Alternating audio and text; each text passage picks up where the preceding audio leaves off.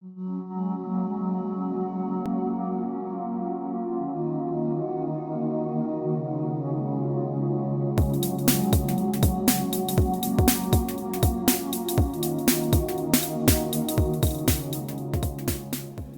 que todo, me llamo Pedro Rafael Sánchez Carmona.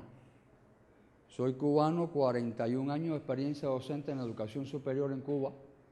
Soy licenciado en Economía y máster en Educación. Y lo primero que quiero decirles a ustedes es que me siento muy complacido de poder compartir en estas 2 pequeñas horas con ustedes algo tan importante como es el tema que vamos a tratar.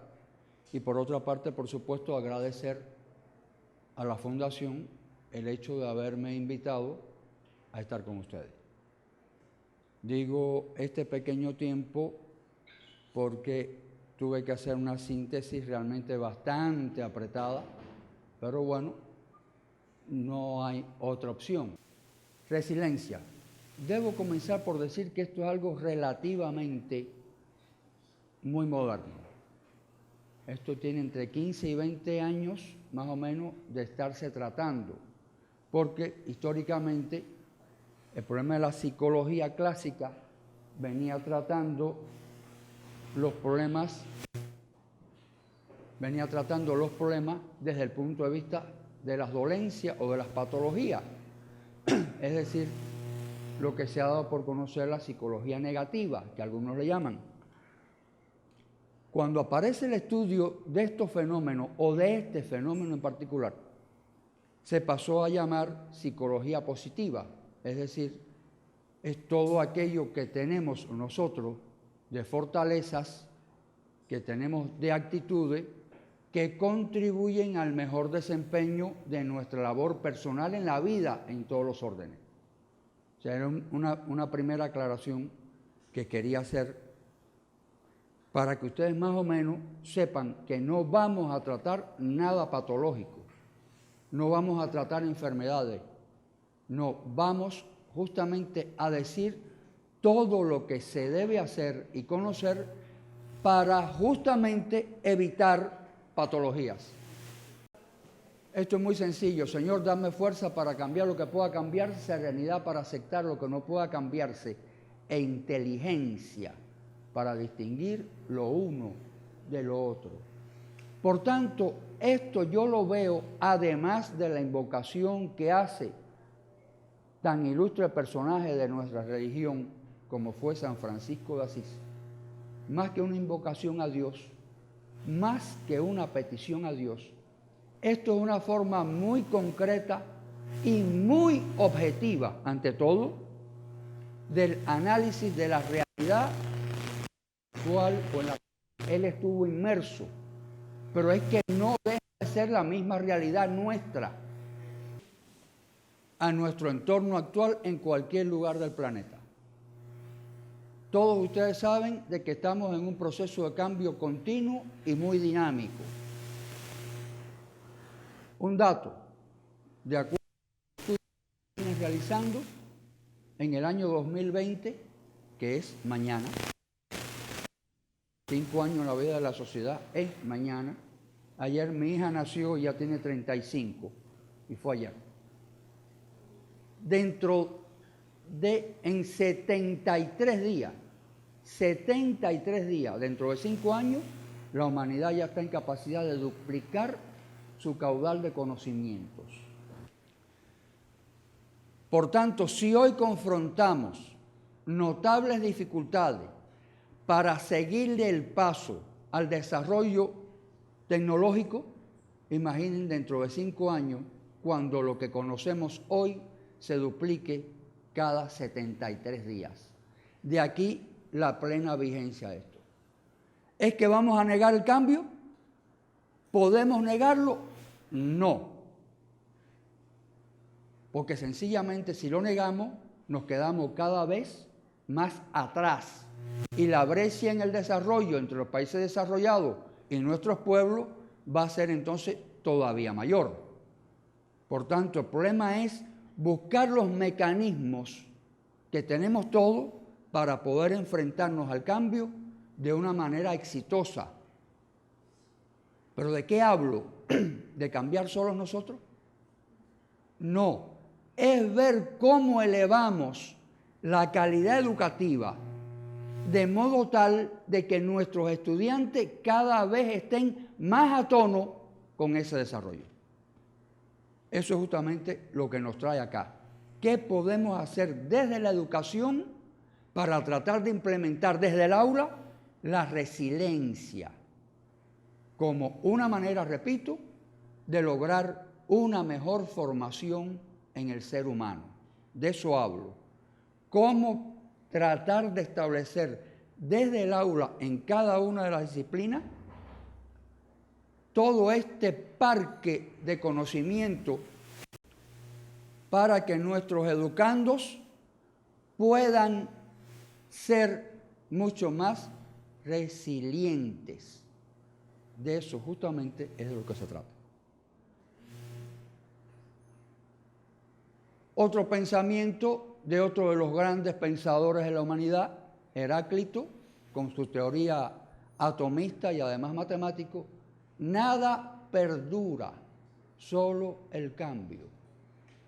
Estamos cambiando todos los días nuestro entorno está cambiando, y eso es lo único permanente, porque todo lo otro se convierte en pasado muy rápidamente. Por supuesto, nuestro Martí, que decía, y digo nuestro no por plural de cubano. Qué pena. No, adelante, caballero. Muchas gracias. Sino porque el maestro de Martí fue Bolívar, así que es de ustedes igual que es nuestro. La educación ha de ir a donde va la vida. Y esto tiene más de 130 años. Y desde entonces, este visionario, igual que Bolívar, igual que San Martín, todos nuestros próceres en América Latina, con esa mentalidad preclara que siempre tuvieron, indicó cuál era el camino. Tenemos que formar el ciudadano para que pueda dar respuesta a los grandes retos que tienen nuestras naciones, pero formarlo de manera tal de que se enfrenten como profesionales con un conocimiento, con herramientas, pero además formarlo como ciudadanos íntegros, como padres de familia, de modo tal de que nuestras sociedades puedan ir saliendo de todos los baches que no les voy a decir, porque ustedes lo saben mejor que yo, que tenemos. ¿Está claro? Esto es muy sencillo. Observen que el teléfono tardó 56 años entre que un solo hombre lo concibió a que lo pudo comercializar como producto en el mercado.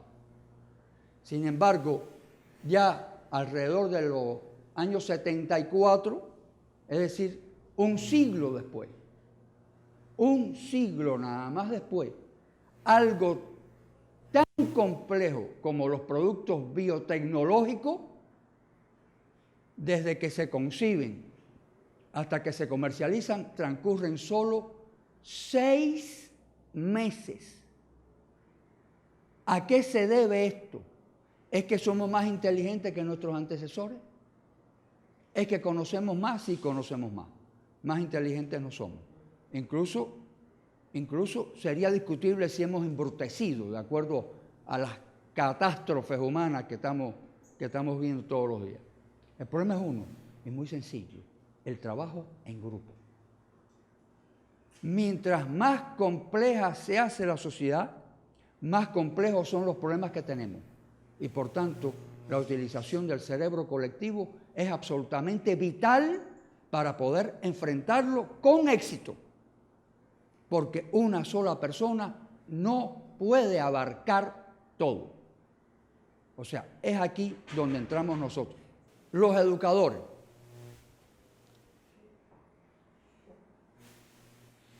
En definitiva, lo acabo de resumir: el pensamiento creador, la utilización de la inteligencia colectiva a partir del trabajo en grupo. Ahora, no es que voy a trabajar en grupo por cliché, por moda. No, porque trabajar en grupo tiene sus procedimientos, tiene sus métodos y tiene sus reglas. Solamente a partir de allí es que se puede obtener un exitoso trabajo grupal. Eso no hay que decir que es, ¿verdad? Yo quisiera hacer un comentario mucho mayor, pero el tiempo ya no nos da. A mi juicio, y digo el mío, claro, no es solamente el mío, lo he compartido con muchas personas. Uno de los problemas fundamentales, por no decir el fundamental, por el cual el fútbol es un deporte de las grandes mayorías, es primero porque son dos equipos o grupos tratando de hacer ¿qué? De meter la bola entre los tres palos. Y eso se llama meta. Las metas en el fútbol están muy visibles y las metas son las cuestiones que mueven fundamentalmente a las personas. El que no tiene una meta es como el velero sin rumbo de Séneca que no sabe a dónde ir, por tanto, ¿qué le importa de dónde sopla el viento? Y yo creo que ese es uno de los problemas fundamentales de los educadores. Tratar de conformar la mente y el espíritu de nuestros estudiantes a que se tracen metas, a que tengan proyectos de vida. Y eso no es cuando lleguen a la universidad, ya es tarde en la universidad. Eso hay que comenzarlo desde niño a partir de un trabajo pedagógico y de conocimiento pleno de quién es cada uno de ellos. O sea, por tanto, el problema de las metas no es esto, es que la historia ha demostrado que las grandes personalidades en la historia de la humanidad han sido personas con metas muy bien definidas.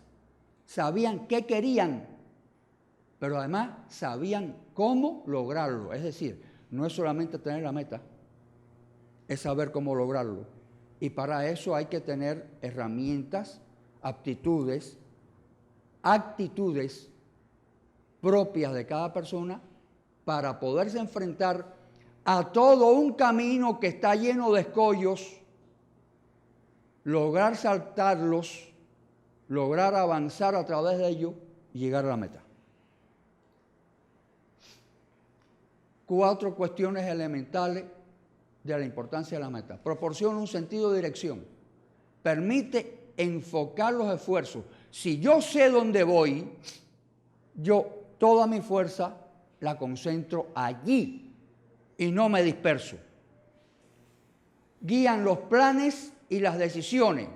Aquí estamos hablando a nivel personal, a nivel familiar o incluso a nivel institucional, porque esto no queda solamente en un problema personal. Y por último, ayudan a evaluar los programas.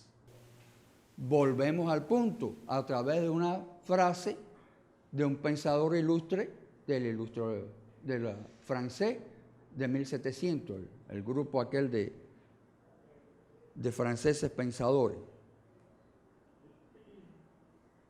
Sencillamente,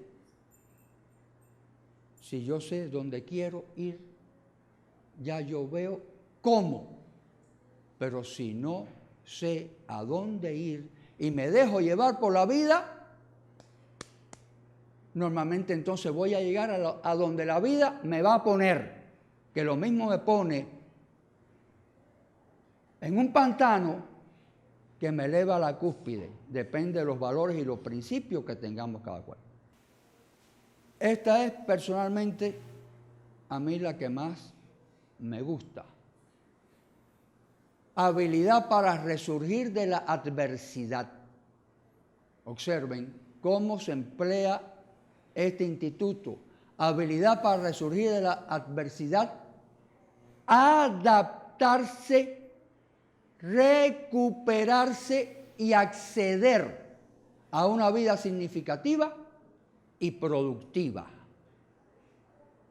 Es decir, las personas que están dotadas de esta resiliencia son personas optimistas, son personas con metas, son personas que no se dejan apabullar por nada que saben salir adelante a pesar de golpes tan extraordinariamente fuertes como la pérdida de un familiar o incluso todos los familiares, el abandono, la falta de afecto, el hambre, las catástrofes, las enfermedades. Y no es que sean personas que se burlen de la vida, es que saben aprender de los problemas.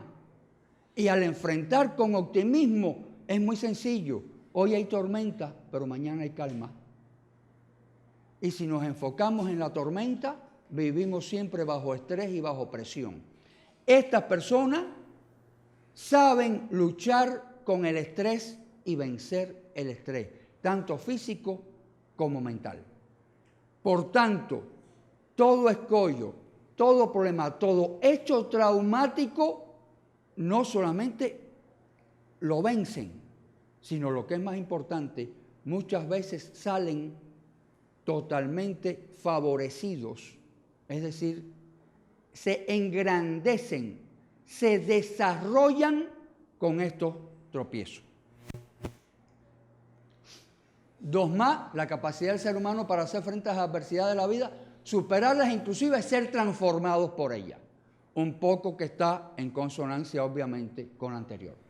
Y la resiliencia significa una combinación de factores que permiten a un niño, a un ser humano, afrontar y superar los problemas y adversidades de la vida y construir sobre ellos.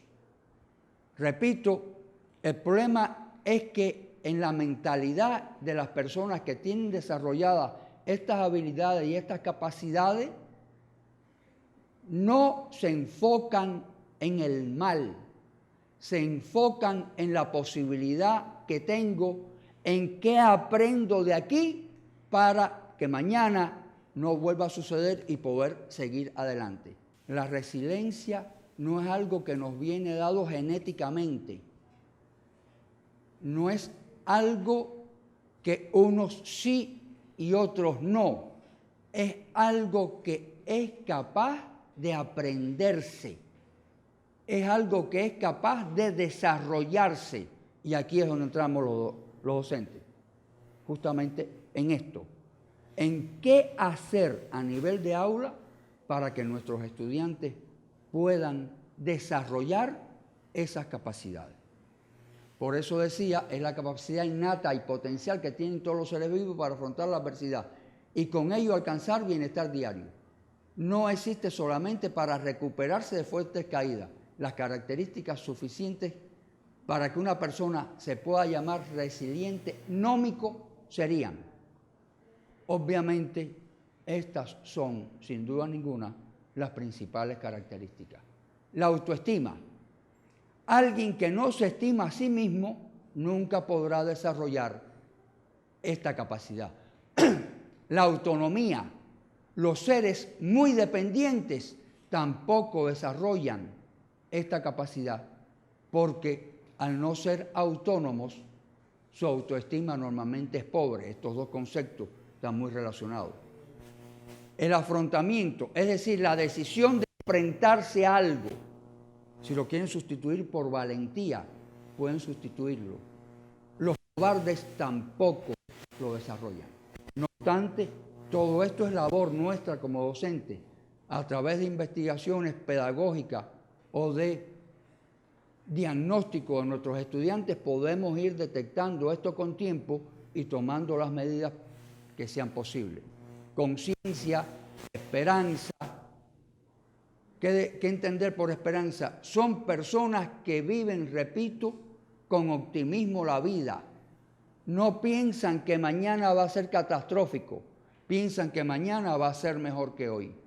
Es decir, avanzan por la vida con deseos de vivir la vida y de avanzar en la vida.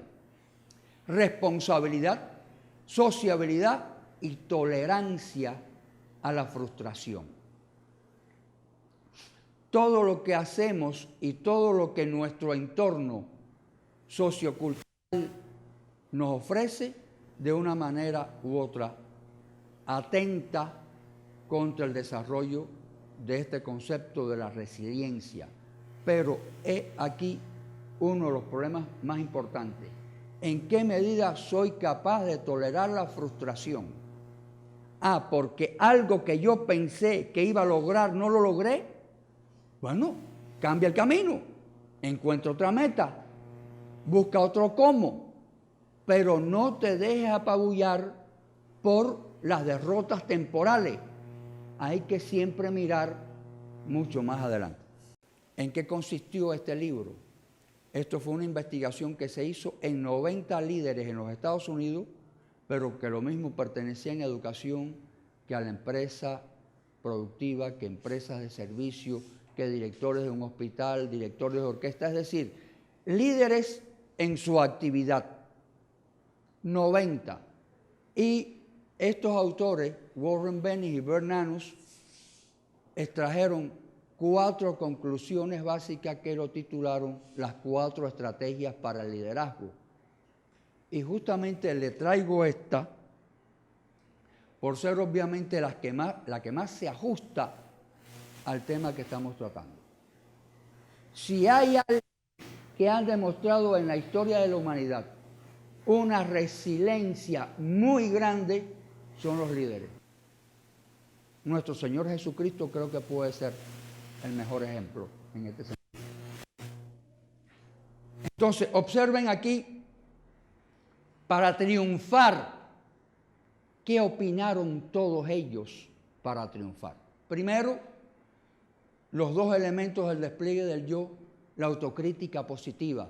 Esto es un factor en que todas las personas con una alta capacidad de resiliencia lo demuestran.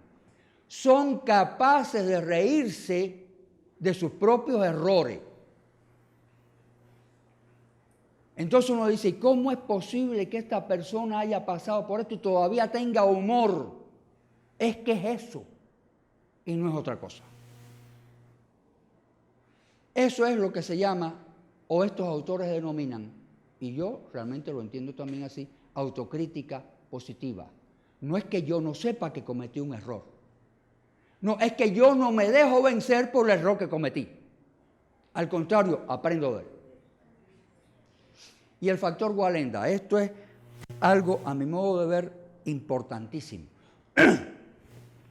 Carl Wallenda era un equilibrista puertorriqueño que trabajaba con su esposa, que también era equilibrista.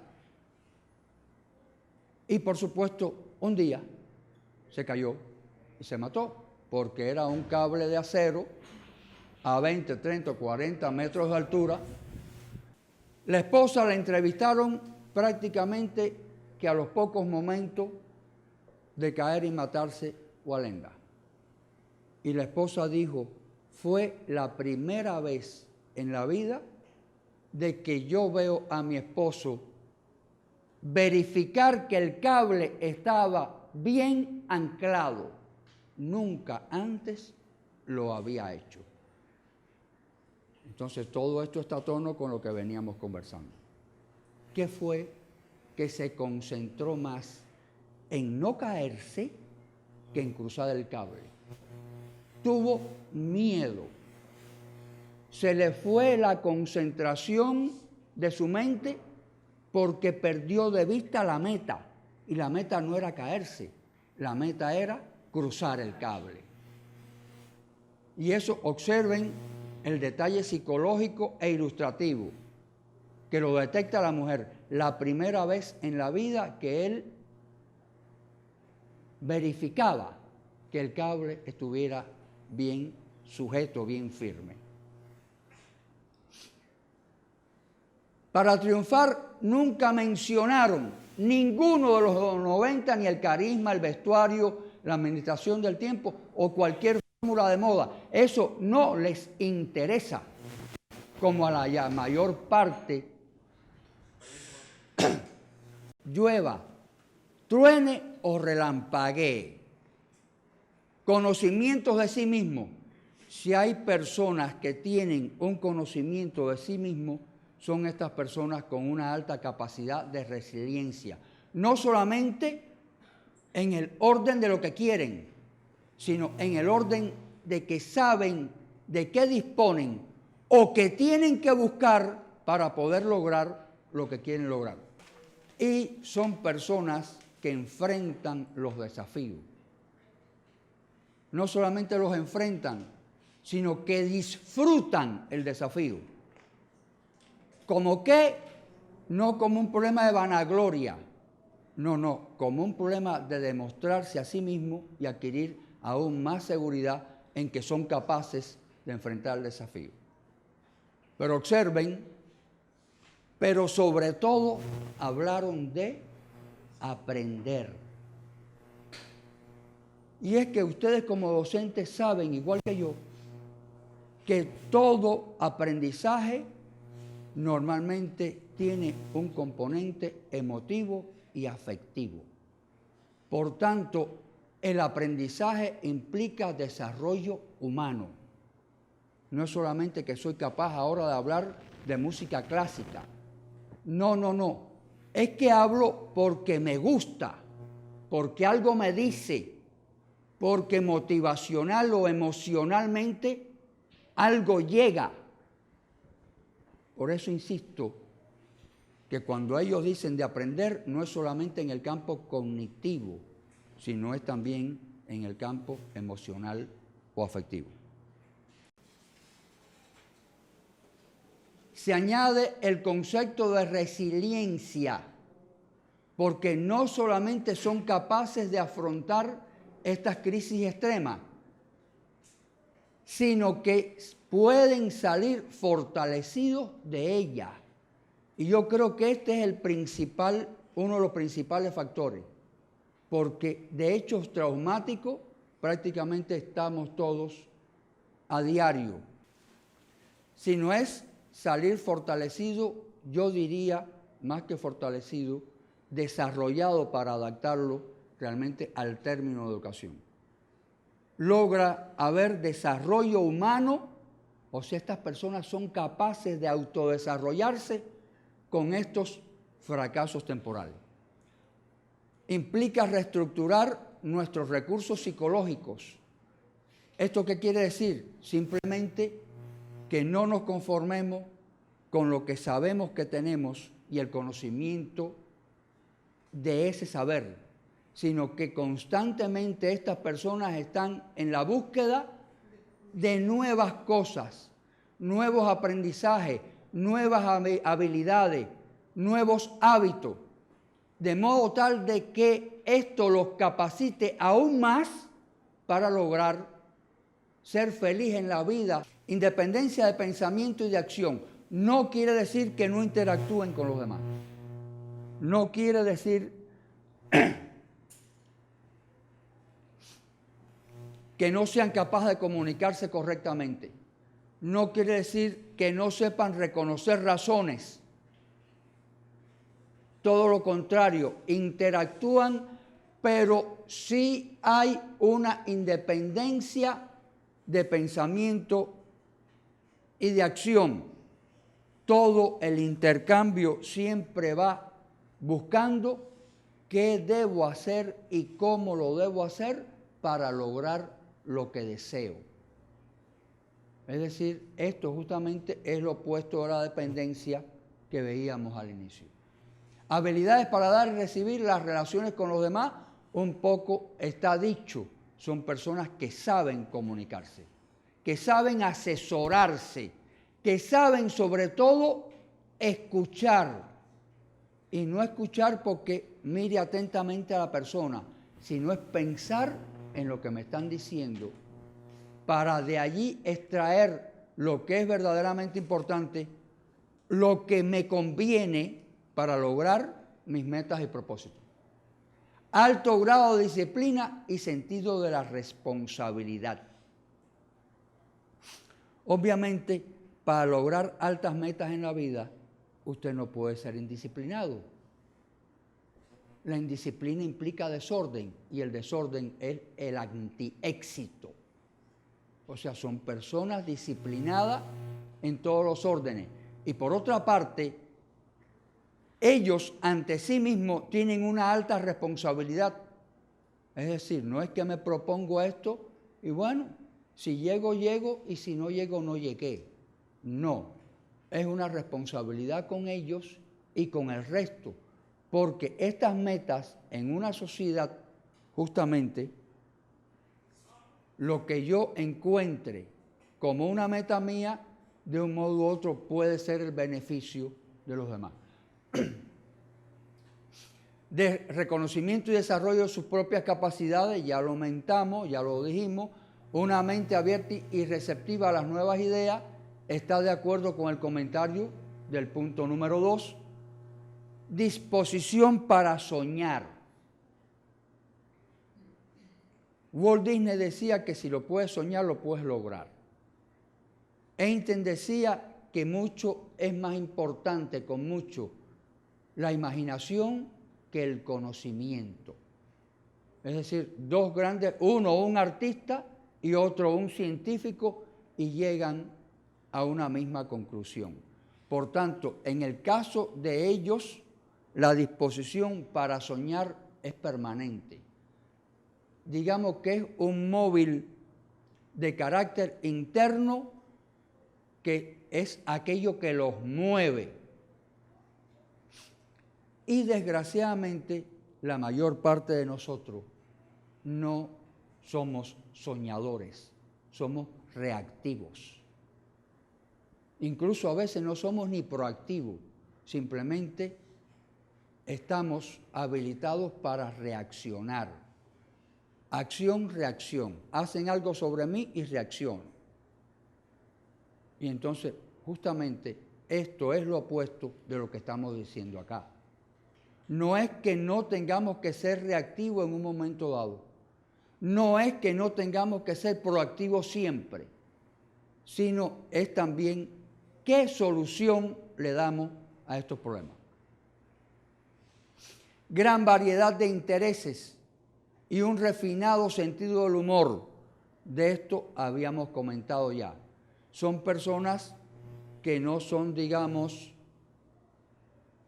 en el sentido de que me gusta el reggaetón y no me gusta ninguna otra música, por poner un ejemplo. No. Es que sus gustos y sus intereses abarcan una gama muy amplia en toda la actividad humana, justamente porque son personas que constantemente están en una búsqueda de qué es lo mejor, qué es lo más bonito, qué es lo que más necesito para lograr lo que quiero lograr.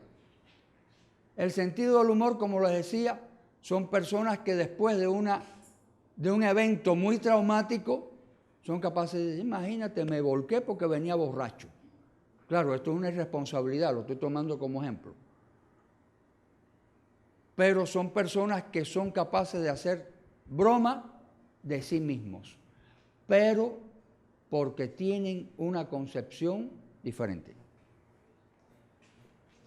La percepción de sus propios sentimientos y los sentimientos de los demás. Esto es un tercer o un cuarto factor muy importante. No quiere decir que la persona con una alta resiliencia no sienta o no sienta por los demás. No. Tal vez es al contrario lo que lo manifiestan de un modo diferente. Es decir, son personas que tal vez no sean tan grandemente afectivos, pero sí son personas con nobles sentimientos, por cuanto lo que buscan son metas de enaltecimiento humano, para sí y para los demás. Capacidad para comunicar estos sentimientos y de manera adecuada. Esto está relacionado con algo que ya vimos. La tolerancia al sufrimiento, que es una de las características vitales para poder caracterizar una persona resiliente. Ante el sufrimiento no se deja apabullar, no se deja vencer por la vida, la enfrenta o lo enfrenta con decisión, con valentía, con voluntad, con persistencia. Y para avanzar siempre, usted tiene que estar concentrado. ¿Concentrado en qué? Concentrado en sus metas, concentrado en lo que tiene que hacer para lograr aquello que quiere lograr. Porque, repito, la vida que llevamos, por disímiles factores, comunes a muchos de nosotros y diferentes tal vez en otros, lo que nos conduce es a la desconcentración.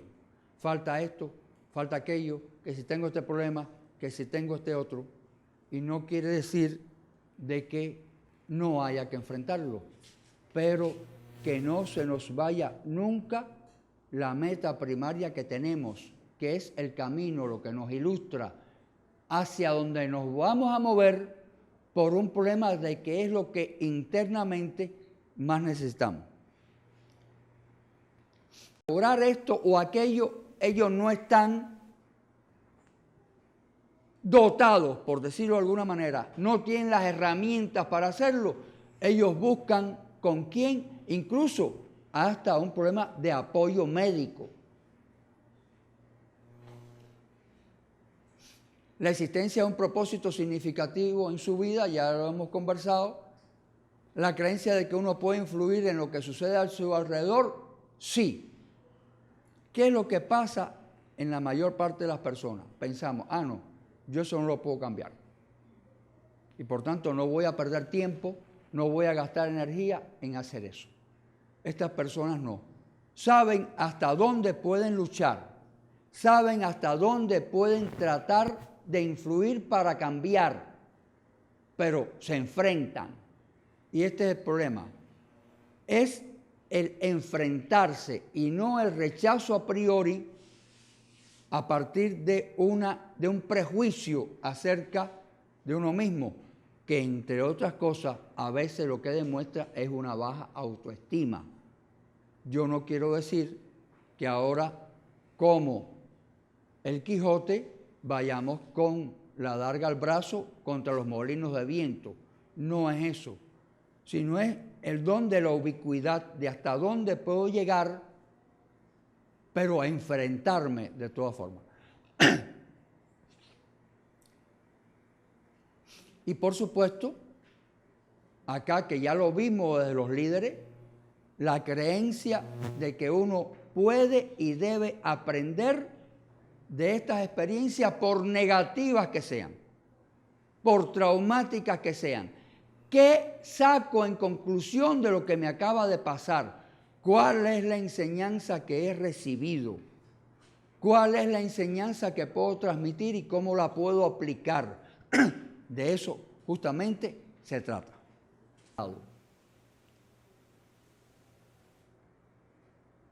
Otra cuestión muy importante, estoy tratando de ver cómo sintetizo aún más, es que en el desarrollo de la resiliencia en estas edades, el modelo a seguir es importante y el problema de estar, digamos, lleno de afecto, pero hay muchas personas con una alta resiliencia que lo han logrado por sí mismos. Por traumático que haya sido el evento, han logrado salir por sí mismos. De donde esto indica que todos podemos alcanzar una resiliencia con un mayor o menor grado, porque es algo que, repito, se aprende y se desarrolla. Lo único que en muchas oportunidades tenemos que cambiar determinados hábitos que nosotros tenemos para poder enfrentarnos mucho mejor. El líder se hace. Por tanto, es algo que se puede aprender y desarrollar. Ya habíamos hablado de las características de las personas resilientes, pero yo quiero insistir más de una vez porque aquí está muy bien sintetizado. Poseen 3 características fundamentales. Saben aceptar la realidad tal y como es. Porque una cosa es idealizar la realidad y otra cosa es también buscar utopías.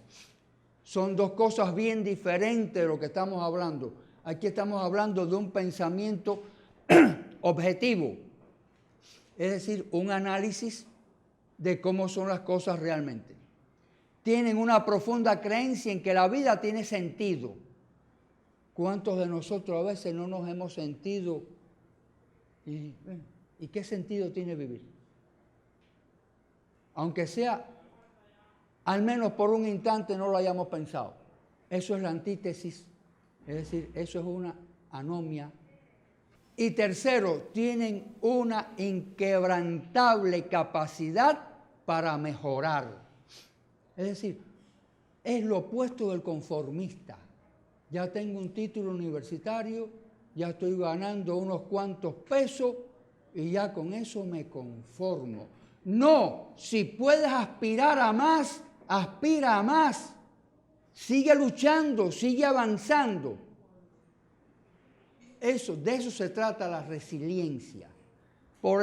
Repito, por eso quería leerle estas tres que son, a mi juicio, una síntesis de lo demás.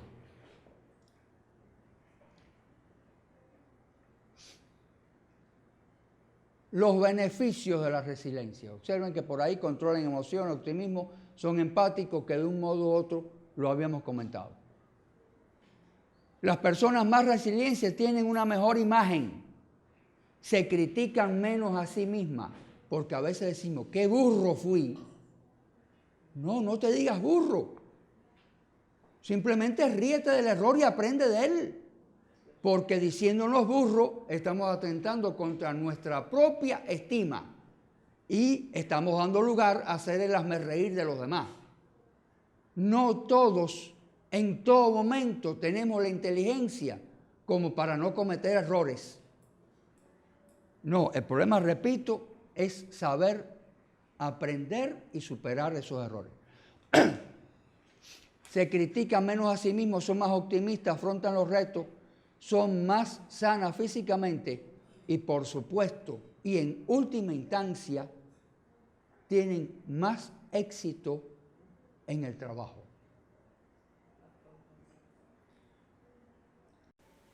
Se demostró que en los últimos 50 años, si bien el nivel de vida de la población norteamericana había subido, observen, ha sido especialmente perjudicial para los niños. Casi el 20% de los jóvenes experimenta depresión. Y la depresión es la antítesis de la resiliencia. Una persona resiliente no está deprimida nunca. Es lo que trato de decir. Ese concepto en ellos no existe, porque enfrentan con optimismo y aprenden de los problemas. Por tanto, son capaces siempre de salir adelante. La resiliencia, y discúlpenme, estoy siendo franco profesionalmente con ustedes, estoy cortando porque veo que no va a dar tiempo y quedan cosas realmente, a mi juicio, muy importantes que ver. Resiliencia es educarle en la capacidad de ser resilientes. Como padres, ¿qué hacemos? Como padres muchas veces le evitamos el problema al hijo. No corra, te va a caer. Cuidado con la bicicleta, que te va a pasar una mula por arriba. ¿Es verdad o no? O un niño pinta en nuestras clases un elefante color rosado, como lo ven en los muñequitos. Los elefantes no son rosados, son grises. Entonces también en esto nosotros como pedagogos tenemos que tener una influencia muy positiva. El niño se cayó. Bien, ayúdelo a levantarse. Ayúdelo a levantarse, no lo recrimine. Si es su propio proceso de aprendizaje. Y en todo caso pregúntele, ven acá, ¿y qué aprendiste de esto? Siempre se me olvida, ¿verdad que el hombre es el único animal que tropieza 2 veces con la misma piedra? Bueno, me concentro más en lo que digo que en el aparato, ¿no? Por tanto, es eso. Es que como docente aprovechar todo lo que acontece con nuestros estudiantes para tener con ellos una filosofía de desarrollo de la resiliencia. ¿Por qué te peleaste con tu amigo? No, porque no me pasó el balón como yo le pedí. ¿Y tú crees que eso sea razón para ello? ¿Y ahora qué pasa? Mira cómo están golpeados los dos. ¿Y resolviste algún problema con eso? Eso es lo que quiero transmitirle a usted y no sé si estoy siendo capaz de hacerlo. Es decir, romper a veces el molde clásico en que nosotros mismos estamos metidos para poder transmitir, para poder desarrollar en nuestros niños esta resiliencia.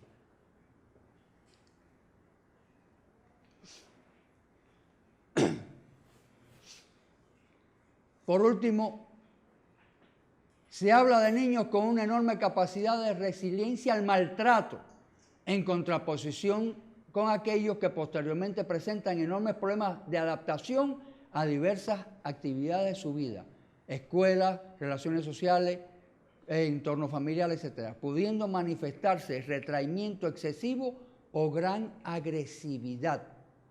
En cualquier caso, les lleva a ser muy vulnerable ante los demás y a proyectar sus sentimientos de rabia contra objetos y personas.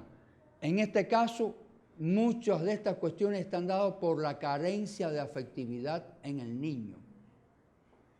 Incluso hasta por miedo.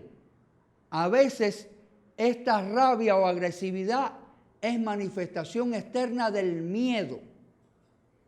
Y eso es justamente lo que quería compartir con ustedes desde el punto de vista conceptual general.